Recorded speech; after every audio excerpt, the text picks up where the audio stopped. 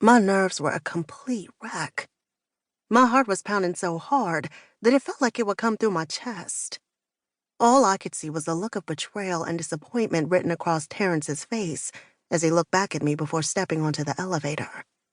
With the help of my best friend Keisha, he had prepared an amazing night for us here in Suite 1307 of the Ritz-Carlton in St. Louis. Everything was perfect. Roses and lit candles were all throughout the suite. Champagne and chocolate-covered strawberries were waiting near the filled jacuzzi tub. And even the bed was adorned with rose petals in the shape of a heart. Terrence hadn't left out one single thing. This was supposed to be our special night, when we confessed our love for one another without any inhibitions, despite the fact that he had a wife.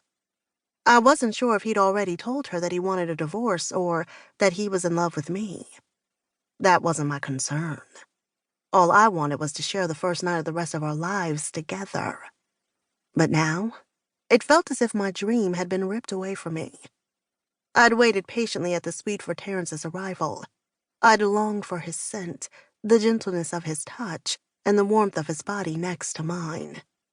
Fantasies had even danced through my mind.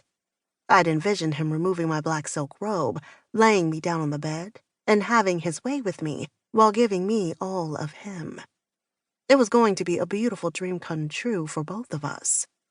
But when he'd reached the suite, he'd found me here with David, wrapped in his arms no less.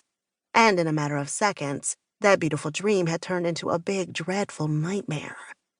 After roughing up David, he turned on his heels and left the suite without uttering a word. I'd run to the door and watched him charge down the hallway to the elevators. I could only imagine what was going through Terrence's mind. Did he really think I'd invited David here? Did he honestly believe there'd been more to my and David's embrace than an expression of friendship?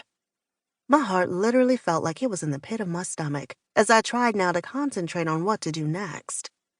Oblivious to everything around me, I grabbed my phone from the nightstand and tried calling him. But just as I figured, he didn't answer. In fact, his phone didn't even ring.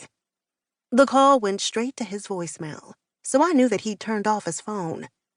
After trying several times more to reach him, I shot him a couple of texts, begging him to at least return my call.